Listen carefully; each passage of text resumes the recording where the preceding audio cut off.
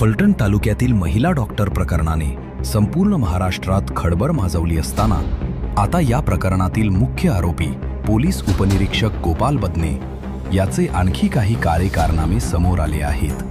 मिळालेल्या माहितीनुसार काही महिन्यांपूर्वी फलटण तालुक्यातील एका गावात महिलांवर अन्याय झाल्याची गंभीर घटना घडली होती।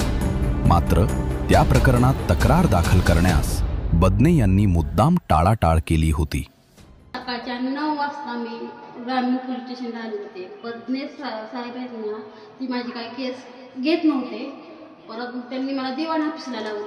दिवाण ऑफिसला मी गेली तर तिथं पण माझी काही केली नाही। मी कित्येक वर्षांनी बसली तिथं। तक्रार नोंदवण्याऐवजी त्यांनी पीडित महिलांवर दबाव आणत आरोपींना वाचवण्याचा प्रयत्न केल्याचा आरोप स्थानिक नागरिकांकडून करण्यात आला आहे। मंत्री साहेब तर आमची केस घेत नव्हते। केस घेतली नाही म्हणून आम्हाला दिवाण ऑफिसला लावलं। तिथं दिवाण ऑफिसला आलं, तिथं बोलू परत फोन आला त्यांचा की घेतो केस म्हणून। माझ्या नवऱ्यावर छेडछाडीची केस टाकली त्यांनी। या प्रकरणाची सखोल चौकशी करून दोषींवर कडक कारवाई करावी अशी मागणी नागरिक आणि महिला संघटनांकडून केली जात आहे।